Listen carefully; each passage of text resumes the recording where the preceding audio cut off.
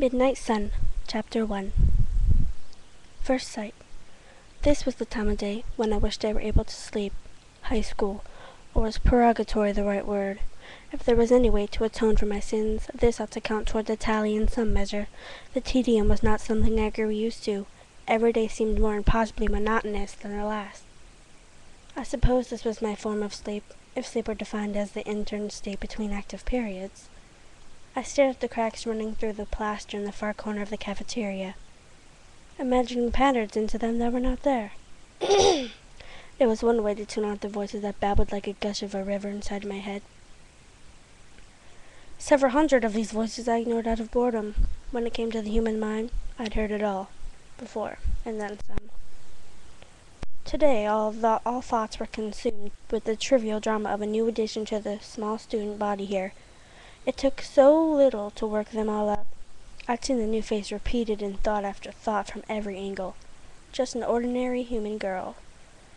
The excitement over her arrival was tiresomely predictable, like flashing a shiny object at a child.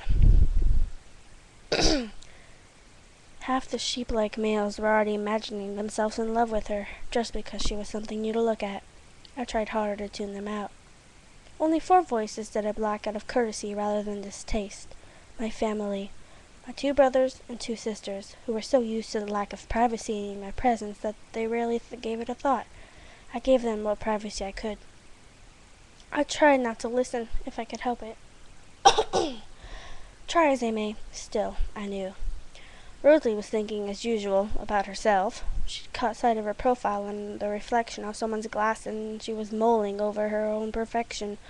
Rosalie's mind was a shallow pool, with few surprises. Emmett was fuming over a wrestling match he'd lost to Jasper during the night. It would take all his limited patience to make it to the end of the school day to orchestrate a rematch. I never really felt intrusive hearing Emmett's thoughts, because he never thought one thing that he would not say aloud or put into action. Perhaps I only felt guilty reading the others' minds because I knew there were things that they wouldn't want me to know. If Rosalie's mind was a shallow pool, then Emmett's was a lake with no shadows, glass clear. Emmett was suffering. I suppressed a sigh. "Edward!"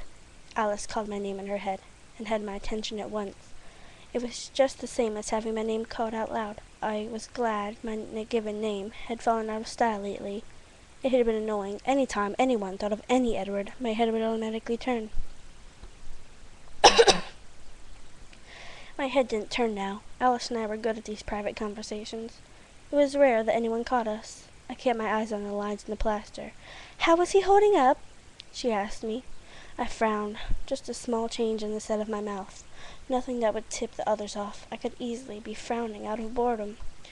Alice's mental tone was alarmed now. I saw in her mind that she was watching Jasper in her peripheral vision.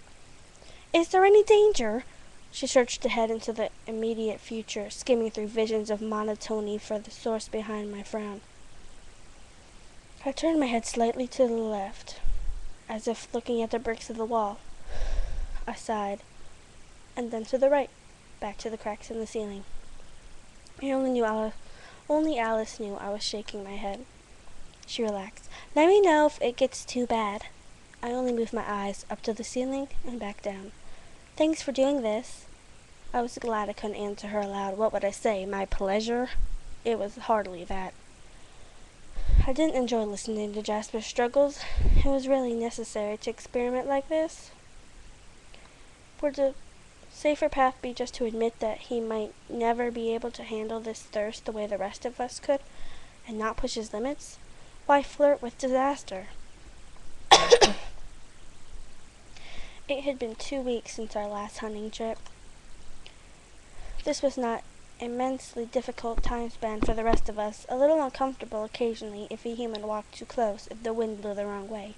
But humans rarely walked too close. Their instincts told them what their conscious minds would never understand. We were dangerous. Jasper was very dangerous right now.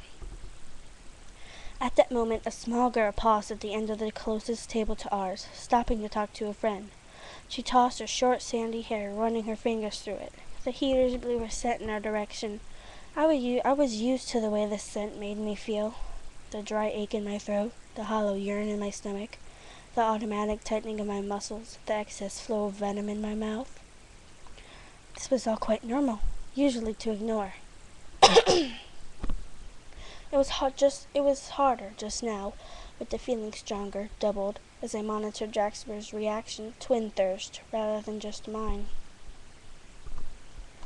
Jasper was letting his imagination get away from him. He was picturing himself getting up to the seat next to Alice, as going to stand behind the little girl, thinking of leaning down in, as if he were going to whisper in her ear, and then letting his lips touch the arch of her throat, imagining how the hot blood of her pulse beneath the skin would feel under his mouth. I kicked his chair. He met my gaze for a minute and looked down. I could hear shame and rebellion war in his head. "Sorry," Jasper muttered. I shrugged. "You weren't going to do anything," Jasper muttered to him, soothing his chagrin. I could see that. I fought back the grimace that would give her lie away. I had to stick together, Alice and I. It wasn't easy, hearing voices or seeing visions of the future, both freaks among those who were already freaks. We protected each other's secrets. "If it helps if you think of them as people," Alice suggested, her high musical voice too fast for humans' ears to understand, if any had been close to hear anyway. "Her name is Whitney. She has a baby sister she adores. Her mother invited Esme to that garden party. Do you remember?" "I know who she is," Jasper said curtly. He walked away to stare out one of the window. He turned away to stare at one of the small windows that were spaced just under the eaves around the long room. His tone ended the conversation. He would have to hunt tonight. It was ridiculous to take risks like this, trying to test his strength, to build his endurance. Jasper should just accept his limitations and work within them. His former habits were not conducive to our chosen lifestyle. He shouldn't push himself in this way.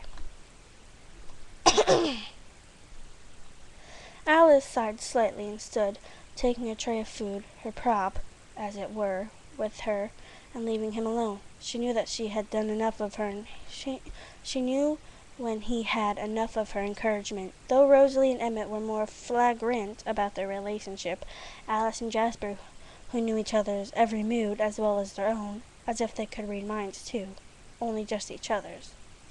"Edward Cullen!" Reflex action. I turned to the sound of my name being called, though it wasn't being called, just thought. My eyes locked for a small portion of a second with a pair of wide chocolate-brown human eyes set in a pale heart-shaped face. I knew the face, though I'd never seen it myself before this moment. I'd been foremost in every human head way today. The new student, Isabella Swan, daughter of town's chief of police, brought to live here by some new custody situation.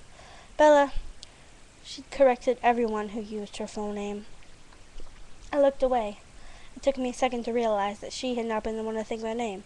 "Of course she's already crushing on the Cullens," I heard the first thought continue. I recognized the voice. Jessica Stanley. It had been a while since she'd bothered me with her intentional chatter. What a relief it had been when she'd gotten over her misplaced infatuation.